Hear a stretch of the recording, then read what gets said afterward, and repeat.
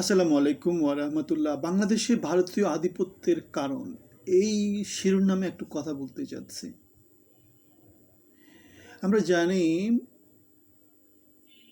Bangladesh, Bharat, Pakistan, Myanmar এগুলো সব ছিল ব্রিটিশ ভারতের অংশ ছিল।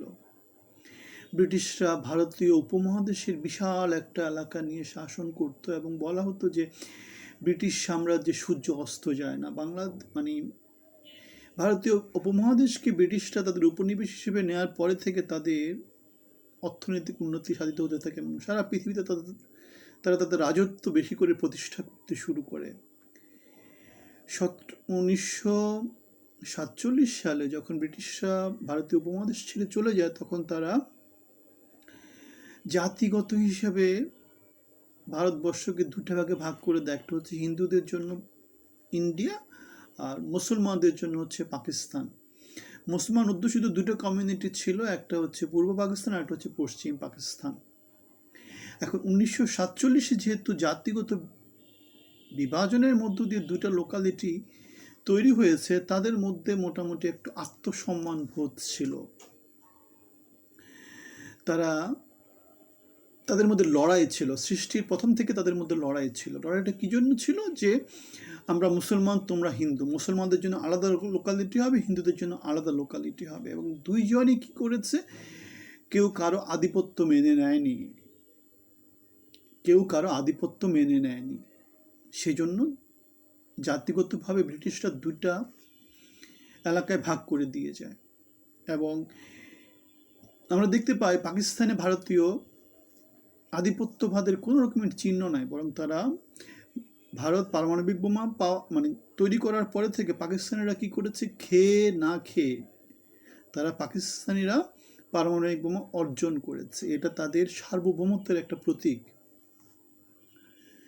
পাকিস্তান রাষ্ট্রের তৈরি করার পিছনেই হচ্ছে জাতিগত একটা বিভাজন থেকে ওটা তৈরি হয়েছে। সুতরাং তাদের সার্বভৌমত্ব টিকিয়ে রাখতে হলে, ভারতের উপর তাদের প্রাধান্য বিস্তার করতে হলে, ভারতের আধিপত্যবাদকে ঠেকিয়ে দিতে হলে তাদেরকে বিরুদ্ধ মতে দাঁড়াতে হবে, ভারতের বিরোধিতায় দাঁড়াতে হবে। সেজন্য ভারতে আমরা দেখতে পাই পাকিস্তান বিরুদ্ধে একটা সেন্টিমেন্ট প্রচণ্ড রকমভাবে আছে, এবং পাকিস্তানে ভারত বিরুদ্ধে একটা প্রচণ্ড সেন্টিমেন্ট আছে। এবং আমরা দেখতে পাই ভারত ওখানে একটা লোকালিটি আছে যেটাকে বলে ভ্যালুচিস্তান এলাকা আর কি।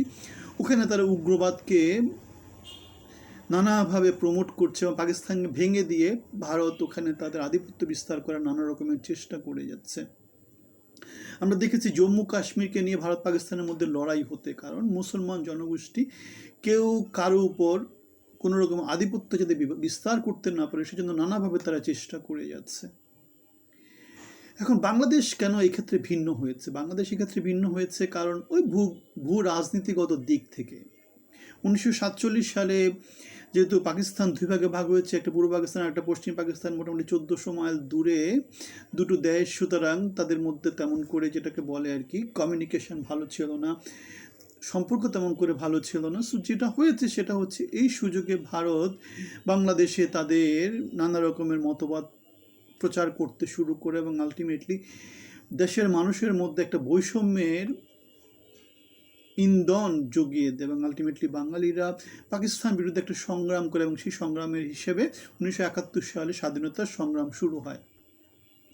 এবং সেই সংগ্রামের ফল হিসেবে ভারতের প্রত্যক্ষ সহায়তায়, ভারতের বিশাল রকমের সহায়তায় বাংলাদেশ স্বাধীন হয়। ইন্দিরা গান্ধী এবং তথা ভারত বাংলাদেশের জন্য বৈশ্বিক পরিমণ্ডলে অর্থ দিয়ে, অস্ত্র দিয়ে, নানা রকমের কূটনীতিক দূরদর্শিতা দিয়ে তারা সারা পৃথিবীর সব জায়গাতে বাংলাদেশের জন্য লড়াই করেছে এবং বাংলাদেশকে মাত্র 9 মাসের ব্যবধানে বাংলাদেশকে পাকিস্তানের সুসংগঠিত একটা সেনাবাহিনীর হাত থেকে মুক্ত করেছে এবং স্বাধীনতা দিয়েছে।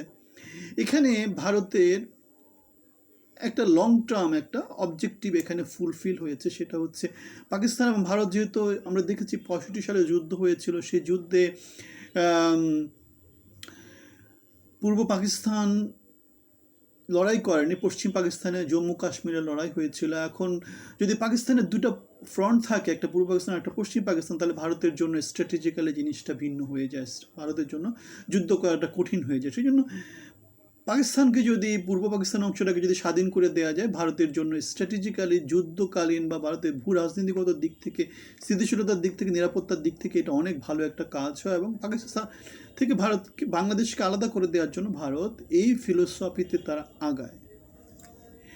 এখন এই যে 47 পরবর্তী বাংলাদেশ 1971 সালে স্বাধীন হয়ে গেল, এবং এই স্বাধীনতাতে এই বিজয়ে ভারত যেহেতু খুব বড় একটা ভূমিকা রেখেছে, সুতরাং এর পরবর্তীতে যে সরকারটা এসেছে, জনগণের মাঝে ভারতের একটা অ্যাকসেপ্টেন্সি ছিল, জনগণ ভারতকে পছন্দ করতো। কেন, ভারত বাংলাদেশের লোকজনদেরকে, কয়েক কোটি লোককে তারা খাবার দিয়েছে, আশ্রয় দিয়েছে, অস্ত্র দিয়েছে, প্রশিক্ষণ দিয়েছে, স্বাধীন করেছে। যদিও স্বাধীনতা পরবর্তীতে তারা অনেক কিছু বাংলাদেশ থেকে নিয়ে গেছে, তারা তাদের রাষ্ট্রীয় স্থিতিশীলতা নিশ্চিত করেছে, যুদ্ধ যাতে বাংলাদেশ যাতে কখনো ভারতের বিরুদ্ধে যুদ্ধ না করে সেই জন্য তারা কি করেছে, বাংলাদেশকে পাকিস্তান থেকে আলাদা করে দিয়েছে। সো এগুলো হচ্ছে গিয়ে বিহাইন্ড দ্য সিন আলাপ আলোচনা।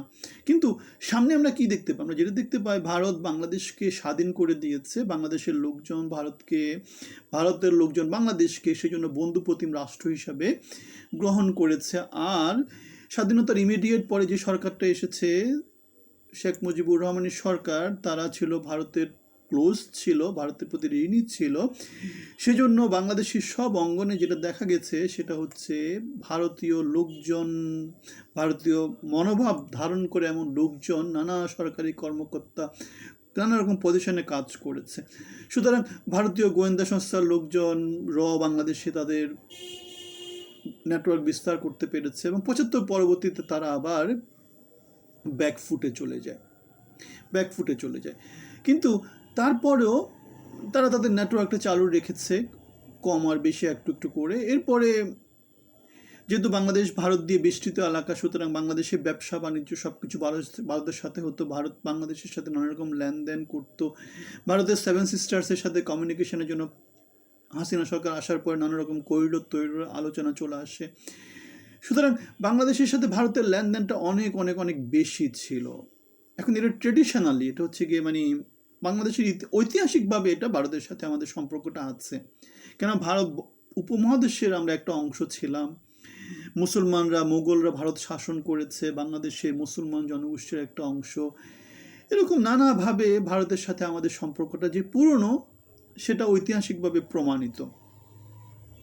আর যেহেতু বাংলাদেশের পরিবেশটা ভারতের জন্য অনুকূল ছিল, বাংলাদেশকে স্বাধীনতায় ভারতের বড় একটা ভূমিকা ছিল, সুতরাং ভারতের গোয়েন্দা সংস্থা, ভারতের যারা আছে আর কি, স্বরাষ্ট্র মন্ত্রণালয়, ভারতের প্রতিরক্ষা মন্ত্রণালয়, নানা যে এজেন্টরা আছে, এজেন্সিরা নানা জায়গাতে কাজ করতে পারতো। ভারতের স্বার্থ রক্ষায় যে সমস্ত লোকগুলো কাজ করে, তাদেরকে নানা জায়গাতে ইমপ্ল্যান্ট করতে পারতো। সো আলটিমেটলি যেটা দেখা গিয়েছে সেটা হচ্ছে বাংলাদেশের উপর ভারতের একটা আধিপত্য তৈরি হয়ে গিয়েছিল। আর বাংলাদেশ যেহেতু পাকিস্তানের মতো অর্থনৈতিক দিক থেকে অত শক্তিশালী ছিল না, বাংলাদেশ সেই 90-এর আগ পর্যন্তই তো বাংলাদেশের লোকজন 3 বেলা 3 মুঠো খেতে পারতো না, বাংলাদেশ খাদ্যে স্বয়ংসম্পূর্ণ হতে পারেনি। পরবর্তীতে বাংলাদেশের লোকজন পৃথিবীর নানা দেশে মুক্ত বাণিজ্য নীতি নিয়ে, চাকরি বাকরি নিয়ে, কর্মসংস্থানের জন্য দেশের বাইরে চলে যাওয়া, বাংলাদেশের গার্মেন্টস শিল্পের মাধ্যমে লোকজনের কর্মসংস্থানের ব্যবস্থা হওয়া, বাংলাদেশের নদী বিদ্যুৎ অঞ্চলগুলোতে নানা রকমের সড়ক নেটওয়ার্ক বিস্তৃত হওয়া, বাংলাদেশ একটু একটু করে উন্নতির পথে যাওয়া, ছোট একটা লোকালিটির মধ্যে বিশাল একটা জনগোষ্ঠী থাকাতে বাংলাদেশের যে উৎপাদনটা, সেই উৎপাদনটা অনেক বেশি হওয়া, আর বাংলাদেশের লোকজনের মধ্যে যেহেতু সবাই মুসলমান, সুতরাং তেমন করে বিভাজন না থাকা, সুতরাং সব কিছু মিলায় স্থিতিশীলতা বাংলাদেশ পায়। কিন্তু এর মধ্যে আবার ভারত বা নানা দেশ নানা রকম উস্কানিমূলক কার্যক্রম বাংলাদেশের উপর করতে থাকে, যাতে তাদের আধিপত্যটা বিস্তার করতে পারে। যেমন গত 17 বছর ধরে ভারত কী করেছে, আওয়ামী লীগ সরকারকে নানাভাবে সাহায্য করেছে যাতে ভারতীয় স্বার্থ আওয়ামী লীগ সরকার রক্ষা করতে পারে, এবং আওয়ামী লীগ সরকার সেই স্বার্থটা রক্ষা করেছিল। এবং আমরা হাসিনাকে বলতে শুনেছিলাম যে ভারতকে যা কিছু দিয়েছে ভারত সারা জীবন মনে রাখবে। বাংলাদেশের স্বার্থ জনাঞ্জলি দিয়ে ভারতের স্বার্থ দেখেছিল আওয়ামী লীগ সরকার 17 বছর ধরে। এখন ইউনূস সরকার, বা যেহেতু বাংলাদেশে একটা ভারত বিরোধী সেন্টিমেন্ট আছে, ইউনূস সরকার সেটার বিরুদ্ধে কাজ করতেছে। সুতরাং বাংলাদেশে এখন ভারতীয় স্বার্থ রক্ষার জন্য অনুকূল পরিবেশ নাই, লিডারশিপের মধ্যে ভারতের অনুকূলে খুব বেশি লোক প্রত্যক্ষভাবে কাজ করছে না, সুতরাং এজেন্ট তেমন করে এই মুহূর্তে নাই। এখন এই যে প্রতিকূল পরিবেশটা, এই প্রতিকূল পরিবেশ কতদিন থাকে তার উপর ডিপেন্ড করে হয়তো বা বাংলাদেশে ভারতীয় আধিপত্যের সামনে কি হবে সেটা ডিপেন্ড করবে।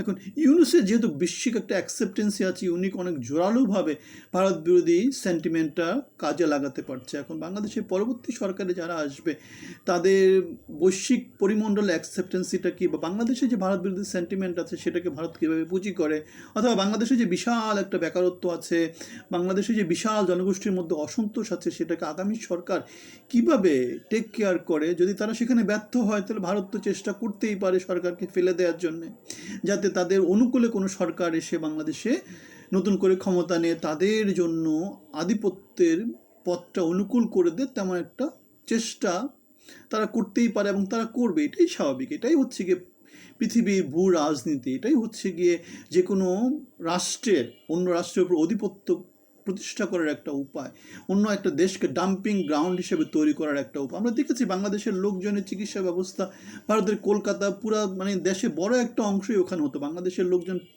হয়তো মেডিকেল পড়াশোনা করতো, কিন্তু আলটিমেটলি তারা খুব বেশি গঠনমূলক কাজে তেমন করে হাসপাতাল তৈরি করতে পারতো না। সুতরাং এগুলো হচ্ছে আধিপত্যবাদ প্রতিষ্ঠা করার একটা উপায়।